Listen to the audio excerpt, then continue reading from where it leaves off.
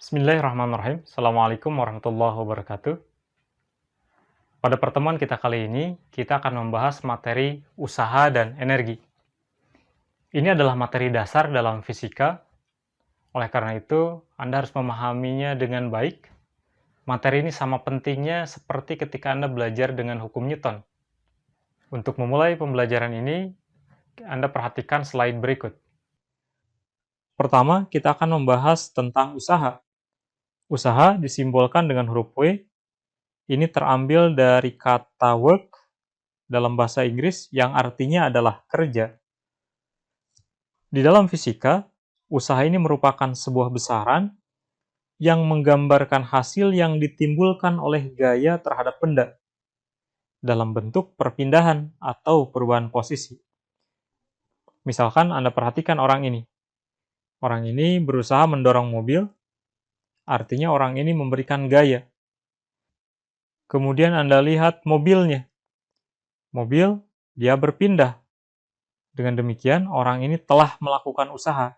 Karena gaya yang diberikan terhadap mobil, itu menghasilkan perpindahan. Berbeda jika mobil yang didorong ini tidak kunjung pindah. Maka, sekuat apapun orang ini memberikan gaya, maka di dalam fisika, orang ini dikatakan tidak melakukan usaha. Ini adalah definisi usaha. Secara kuantitas, besarnya usaha didefinisikan sebagai perkalian antara perpindahan dengan gaya atau komponen gaya yang searah dengan perpindahan. Ini harus Anda ingat dan harus Anda garis bawahi. Gaya atau komponen gaya yang searah dengan perpindahan. Secara matematik, ini kita tulis W sama dengan F dikalikan S. F-nya adalah gaya yang searah perpindahan, S-nya adalah perpindahan itu sendiri. Misalkan saya memiliki sebuah benda. Kemudian benda ini ditarik dengan gaya F. Akibat tarikan ini benda berpindah. Misalkan perpindahannya adalah sejauh S. Maka dikatakan gaya ini telah melakukan usaha pada benda. Besarnya usaha, Anda tinggal kalikan saja gaya dikalikan perpindahannya. Ini tinggal dikalikan langsung karena gayanya searah dengan perpindahan. Berbeda dengan kasus seperti ini. Saya memiliki sebuah benda, kemudian saya tarik miring begini. Misalkan ini memiliki sudut theta terhadap arah mendatar. Jika Anda menemukan gaya miring seperti ini, maka kita uraikan. Pertama, kita uraikan terhadap sumbu X, kita peroleh Fx. Kalau kita proyeksikan, ini adalah sisi pengapit sudut. Sehingga hubungannya akan menjadi kosinus. Atau Fx akan sama dengan F cos theta. Kemudian satu lagi, ini kita proyeksikan terhadap sumbu Y, kita akan peroleh Fy sama dengan F sin theta. Misalkan benda ini bergerak searah dengan Fx.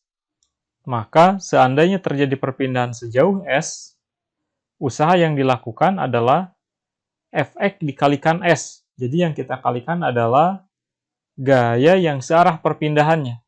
Dalam hal ini adalah Fx-nya. Atau Fx ini adalah F cos theta dikalikan dengan S. Sekarang marilah kita lihat bagaimana jika benda dipengaruhi oleh beberapa buah gaya.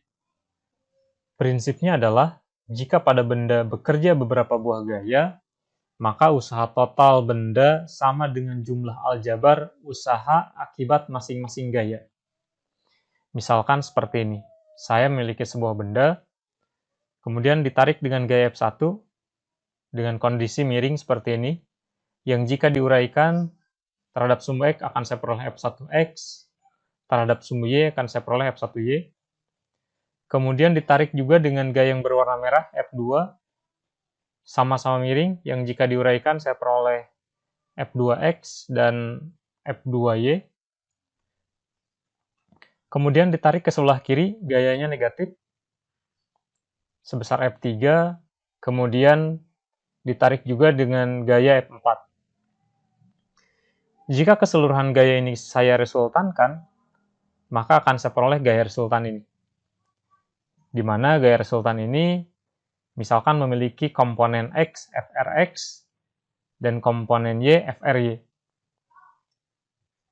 Kemudian, benda bergerak seperti ini. Maka usaha total yang dialami benda ketika melakukan perpindahan sejauh S adalah FRX dikalikan S. Kenapa kita mengambil FRX? Karena benda bergerak pada arah sumbu X. Sehingga usaha totalnya adalah kita ambil gaya yang searah dengan perpindahan.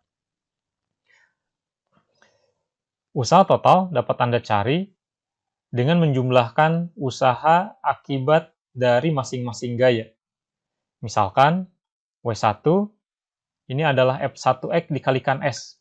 Kita ambil yang F1 ini, karena F1X ini searah dengan arah perpindahan S. Begitu juga W2.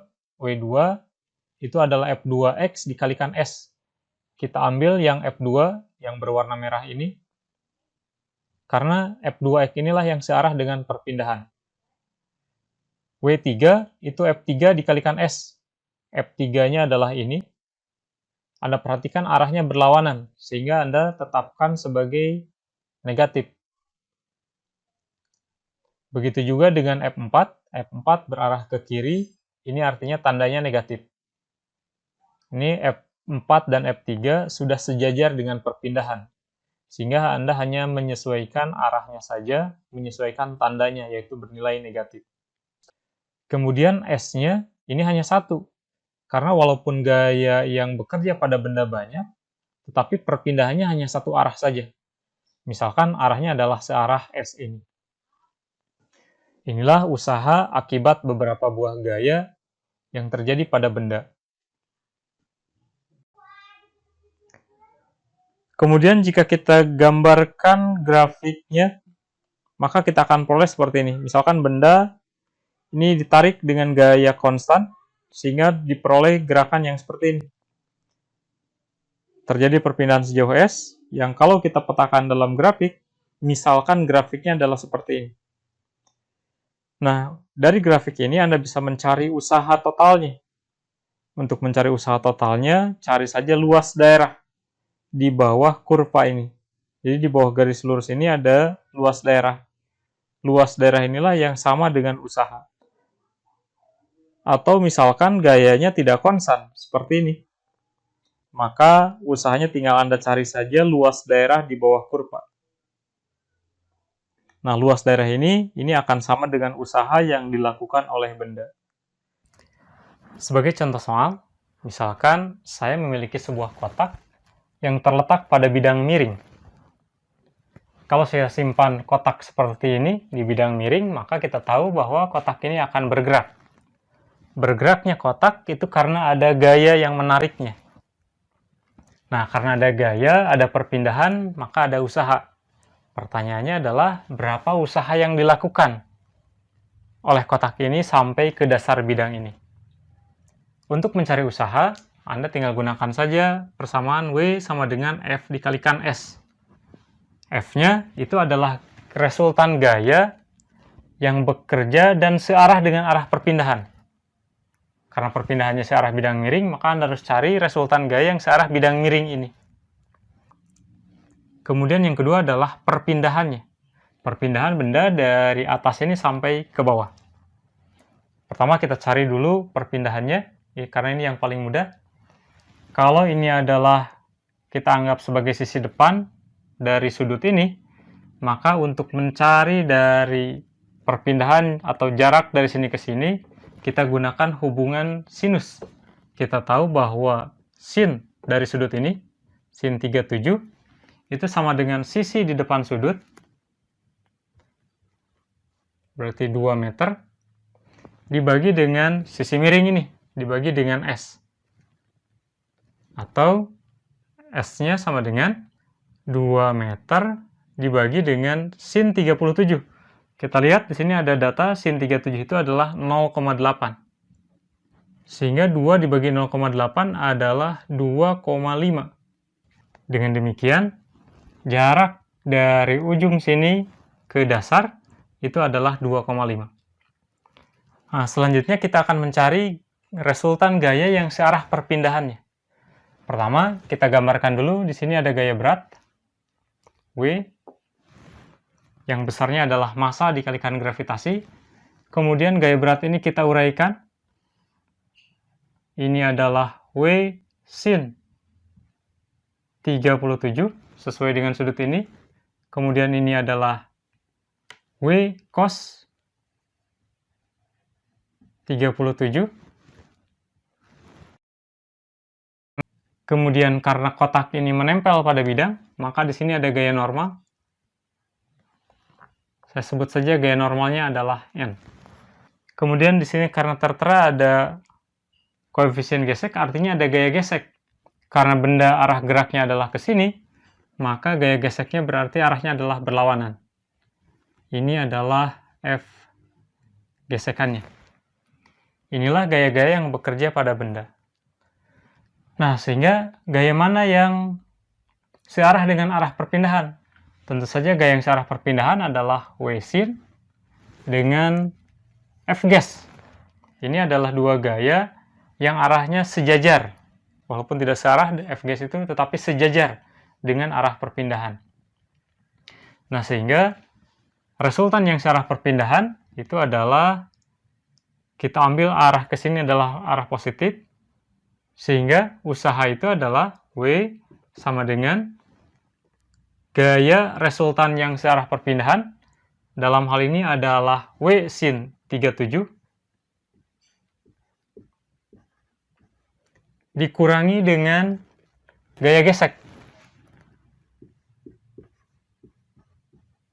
dikalikan dengan perpindahannya, dikalikan dengan S.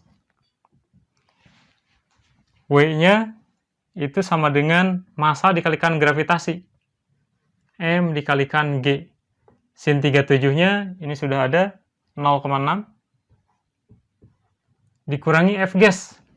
Gaya gesek ini berarti mu dikalikan gaya normal. Dikalikan S-nya sudah diperoleh tadi 2,5.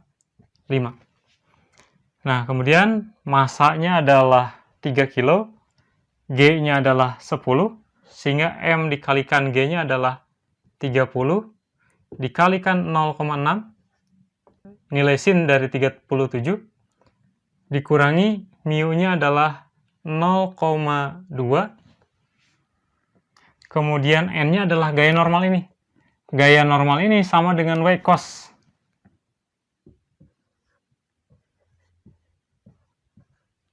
Dikalikan 2,5. 30 kali 0,6, ini adalah 18. Dikurangi 0,2. W-nya adalah massa dikalikan gravitasi, sama seperti ini. Berarti nilainya adalah 30. Cos 37 itu adalah 0,8. Dikalikan dengan 2,5.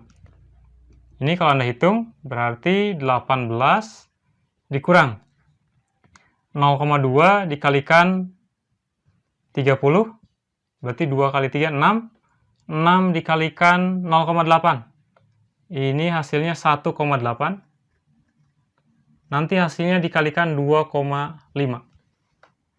Kemudian ini bisa kita hitung, dan W-nya akan Anda peroleh sebesar 16,2. 18 dikurangi 1,8 dikalikan 2,5. Ini satuannya dalam joule. Sehingga hasilnya akan diperoleh sebesar 40,5 joule. Ini adalah salah satu contoh sederhana penerapan konsep usaha. Selanjutnya, kita bahas mengenai energi. Ada dua jenis energi yang akan kita bahas. Pertama adalah energi kinetik, yang kedua adalah energi potensial. Dan nanti kita akan lihat gabungan dari energi kinetik dan energi potensial ini yang kemudian kita sebut sebagai energi mekanik. Pertama kita lihat mengenai energi kinetik. Energi kinetik itu adalah energi yang dimiliki benda ketika sedang bergerak. Jadi, ketika benda sedang bergerak, maka dia memiliki energi. Energinya kita sebut sebagai energi kinetik. Misalkan, saya punya sebuah benda ini memiliki massa M. Kemudian, benda ini bergerak dengan kecepatan V. Maka, ketika benda ini bergerak, dia memiliki energi yang kita sebut dengan energi kinetik. Besarnya energi kinetik, kita cari dengan persamaan setengah mv kuadrat. Massa dari benda ini dan kecepatan dari benda ini. Inilah besar energi kinetik. Kemudian satuannya, massa adalah kilogram. Kemudian kecepatan adalah meter per sekon. Karena kuadrat, kuadrat, kuadrat. Atau ini juga kita sebut dengan joule. Jadi, satuan energi sama dengan satuan usaha. Jadi, yaitu sama dengan joule. Kemudian, energi kinetik juga ada keterkaitan dengan usaha, di mana usaha itu merupakan perubahan dari energi kinetik. Sebagai ilustrasi, Anda perhatikan mengenai animasi dari energi kinetik sebagai berikut. Berikut adalah ilustrasi peristiwa ketika bola menumbuk balok. Perbedaan dari dua gambar ini adalah bola di bawah memiliki kecepatan lebih besar, yaitu sebesar 4 meter per sekon, sedangkan bola yang di atas memiliki kecepatan 2 meter per sekon. Anda perhatikan gerakannya. Terlihat ketika balok ditumbuk oleh bola yang bergerak cepat, maka usaha yang terjadi pada balok ini lebih besar daripada usaha yang dialami balok ketika ditumbuk oleh bola yang bergerak lambat. Ini menunjukkan bahwa bola yang bergerak cepat memiliki energi yang lebih besar dibandingkan ketika bola bergerak lambat. Dengan demikian, maka energi kinetik yang dibawa benda ketika bergerak cepat itu lebih besar dibandingkan ketika benda bergerak lambat. Atau dengan kata lain, energi kinetik itu dipengaruhi oleh kecepatan benda. Berbeda dengan peristiwa kedua, peristiwa kali ini menggambarkan dua buah bola dengan massa berbeda, tetapi dengan kecepatan yang sama. Kedua bola ini sama-sama menumbuk balok, dan Anda perhatikan gerakannya. Kedua bola menumbuk balok hampir pada saat yang bersamaan. Tetapi percepatan pada balok yang di bawah ini lebih besar, yang menunjukkan gaya yang diterimanya lebih besar. Hal ini menunjukkan bahwa usaha yang diterima oleh benda yang di bawah itu lebih besar. Artinya, bola dengan massa lebih besar ini memiliki energi kinetik yang lebih besar. Atau dengan kata lain, energi kinetik dipengaruhi oleh massa benda. Energi selanjutnya yang akan kita bahas adalah energi potensial gravitasi. Energi potensial gravitasi ini diartikan sebagai energi yang dimiliki oleh sebuah benda ketika berada dalam pengaruh gravitasi dan berada pada jarak tertentu terhadap satu acuan. Misalkan seperti ini.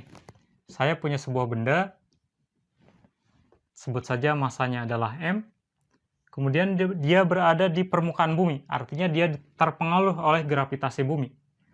Kemudian dia memiliki jarak tertentu, berada pada ketinggian tertentu misalkan terhadap permukaan bumi. Maka ketika benda pada posisi ini, dia memiliki energi, walaupun bendanya belum bergerak, tetapi dia sudah memiliki energi. Energi yang dimaksud adalah energi potensial gravitasi. Besar energi potensial gravitasi di titik ini tinggal Anda cari dengan persamaan ini. Massa benda ini dikalikan dengan gravitasi tempat tersebut, kemudian dikalikan dengan ketinggiannya. Artinya ketika benda di sini, maka energi potensial gravitasinya berubah karena ketinggiannya berubah. Dengan demikian, energi potensial gravitasi ini dipengaruhi oleh massa, gravitasi, dan ketinggian.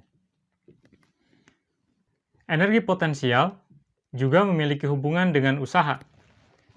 Untuk mencari hubungannya, Anda perhatikan, Misalkan benda berada pada ketinggian H1 dari tanah.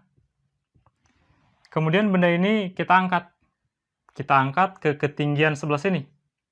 Sebut saja ketinggiannya adalah menjadi H2.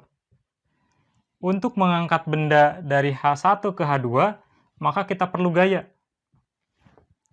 Nah, gaya yang diperlukan untuk mengangkat dari H1 ke H2, ini besarnya harus sama dengan gaya berat. Sehingga kalau kita ingin mencari berapa besarnya usaha yang dilakukan untuk mengangkat benda dari H1 ke H2 berarti usahanya sama dengan gaya dikalikan perpindahan. Gaya yang dimaksud itu adalah gaya berat dikalikan perpindahan. Gaya beratnya adalah massa dikalikan gravitasi. W sama dengan M kalikan G, kemudian dikalikan S. S ini apa? S ini adalah perpindahan dari H1 ke H2. Sehingga ini bisa saya tulis W sama dengan, W ini maksudnya W ini, work, W usaha. Kemudian W ini adalah W kecil, W gaya berat. Nah, ini bisa saya tulis M dikalikan G. Kemudian S-nya adalah H2 dikurangi H1. Atau ini bisa kita tulis Mg H2 min Mg H1. Ini berarti EP2, energi potensial di titik 2, dikurangi EP1. Atau usaha sama dengan perubahan dari energi potensial. Jadi hubungannya sama antara usaha dengan energi, di mana usaha itu merupakan perubahan dari energi. Inilah konsep berkaitan dengan energi kinetik dan energi potensial. Untuk menerapkan konsep energi kinetik dan energi potensial, Anda perhatikan soal berikut. Misalkan saya punya sebuah batu yang masanya 1 kg, kemudian dilempar dengan kecepatan 40 meter per sekon secara vertikal. Sampailah batu itu pada ketinggian 20 meter. Pertanyaannya adalah berapa energi potensial benda pada ketinggian itu dan berapa energi kinetiknya. Kasusnya seperti ini batu, kemudian dia dilempar sampai pada ketinggian ini, kita sebut saja ketinggiannya adalah 20 meter. Pertanyaannya, berapakah energi potensial di titik ini? Kemudian yang kedua, berapakah energi kinetiknya? Energi potensial itu Anda cari dengan menggunakan persamaan massa dikalikan gravitasi dikalikan ketinggian. Sehingga massanya adalah 1 kg, G-nya adalah 10 meter per sekon kuadrat, kemudian ketinggiannya adalah 20 meter. Sehingga jika Anda kalikan 1 kali 10 kali 20, ini 200. Satuannya Anda tinggal satukan saja, kilogram, meter per sekon kuadrat, meter dikalikan meter, meter kuadrat. Atau ini sama dengan, kita sebut dengan 200 joule. Pertanyaan kedua adalah berkaitan dengan energi kinetik. Untuk mencari energi kinetik, Anda gunakan persamaan setengah mv kuadrat. Masanya sudah ada 1 kg. Yang jadi masalah adalah berapa kecepatan benda pada ketinggian ini.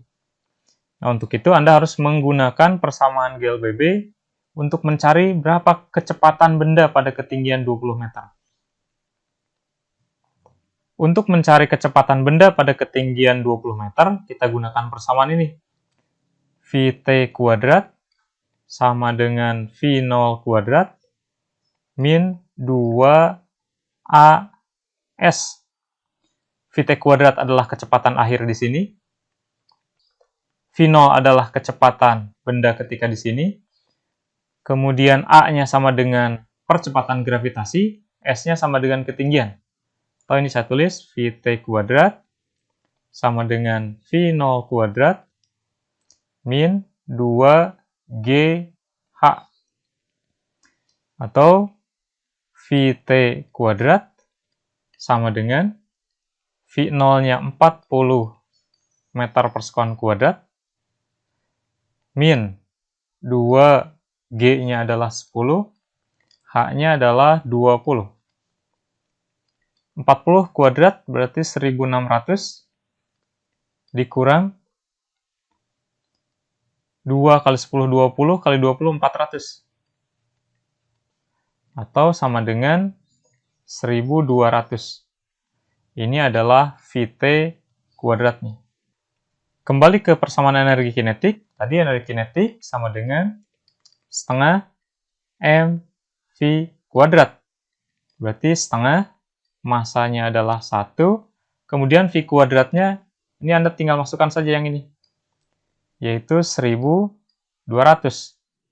Atau ini sama dengan 600. Satuan energi itu dalam Joule. Ini adalah contoh sederhana penerapan konsep energi kinetik dan energi potensial.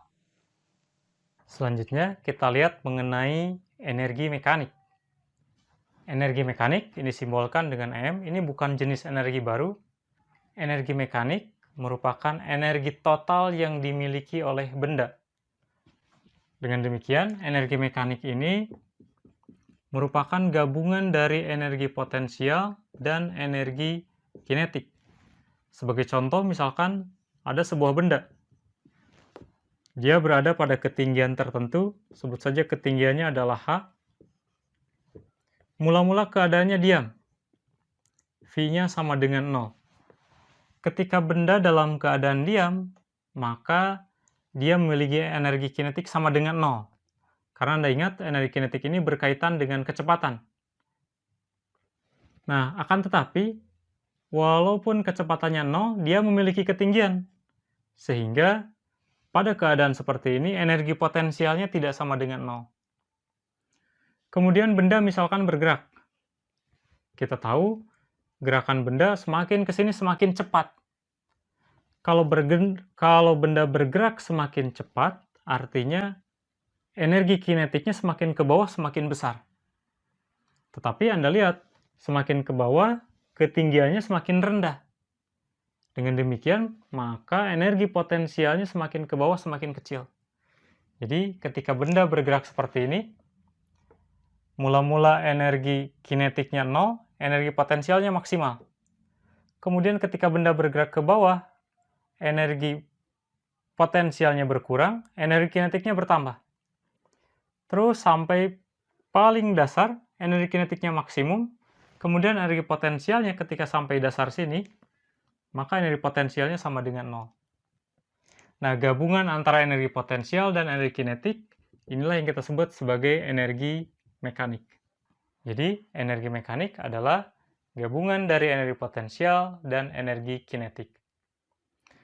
Ketika sebuah benda bergerak, maka asalkan tidak ada gaya luar yang mempengaruhinya, ketika berada dalam proses gerakan itu, maka berlaku hukum kekekalan energi mekanik. Bagaimana hukum kekekalan energi mekanik itu? Hukum kekekalan energi mekanik menyatakan bahwa energi mekanik di satu tempat, di tempat ini misalkan, akan sama dengan energi mekanik di sini, di tempat kedua. Juga akan sama dengan energi mekanik di tempat ketiga. Hukum kekekalan energi mekanik itu menyatakan bahwa energi mekanik di satu titik, seperti ini, di titik ini, itu akan sama dengan energi mekanik di titik yang lain. Di titik ini misalkan, atau di titik ini. Ini energi mekaniknya akan sama. Atau secara matematik kita tulis energi mekanik di satu tempat sama dengan energi mekanik di tempat lain. Karena energi mekanik ini adalah gabungan dari energi kinetik dan energi potensial, ini bisa kita tulis EK tambah EP 1 sama dengan EK tambah EP di tempat 2. Ini adalah hukum kekekalan energi mekanik. Kita akan terapkan hukum kekekalan energi mekanik pada contoh soal terdahulu, yaitu ketika sebuah benda dengan massa 1 kg dilempar dengan kecepatan 40 meter per sekon, kemudian Anda diminta mencari energi potensial dan energi kinetiknya pada saat benda berada pada ketinggian 20 meter. Untuk energi potensial ini mudah saja, tidak usah menggunakan hukum kekebalan energi mekanik, Anda tinggal gunakan rumusnya M dikalikan G dikalikan H. Masanya 1 kg, G-nya 10, kemudian H-nya adalah 20. Satuan energi ini dalam Joule, sehingga semuanya adalah 200 Joule.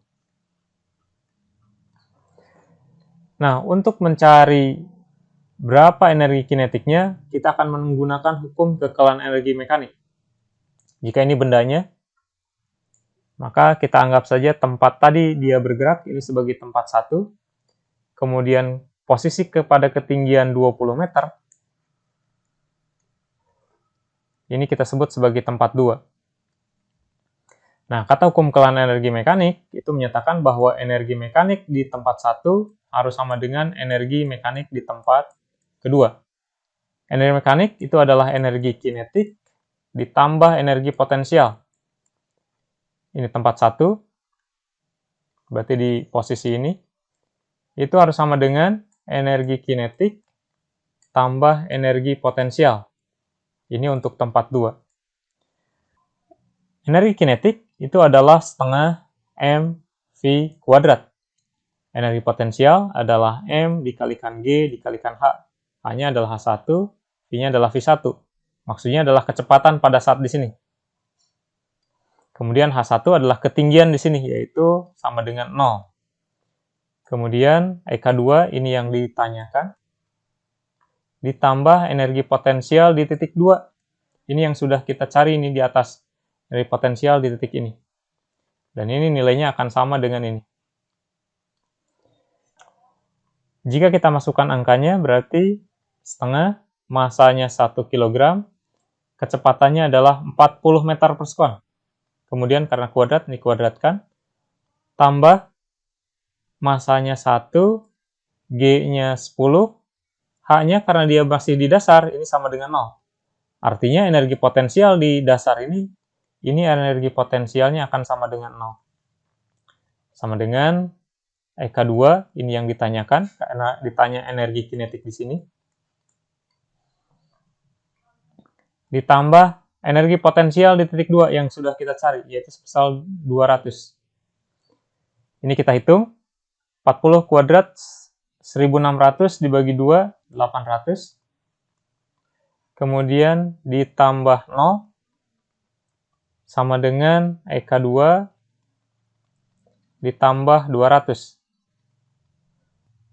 Energi kinetik di titik ini sama dengan 800. 200 ini saya pindahkan sana, berarti min 200. Atau energi kinetik 2-nya sama dengan 600. Satuannya dalam Joule. Ini tentu saja hasilnya sama dengan soal sebelumnya yang kita cari dengan menggunakan konsep GLBB dan energi kinetik. Inilah aplikasi dari hukum kekebalan energi mekanik. Oke, demikianlah pembahasan mengenai energi. Anda silakan mencari literasi dari berbagai macam sumber untuk menambah pengetahuan dan wawasan Anda. Sekian, terima kasih. Assalamualaikum warahmatullahi wabarakatuh.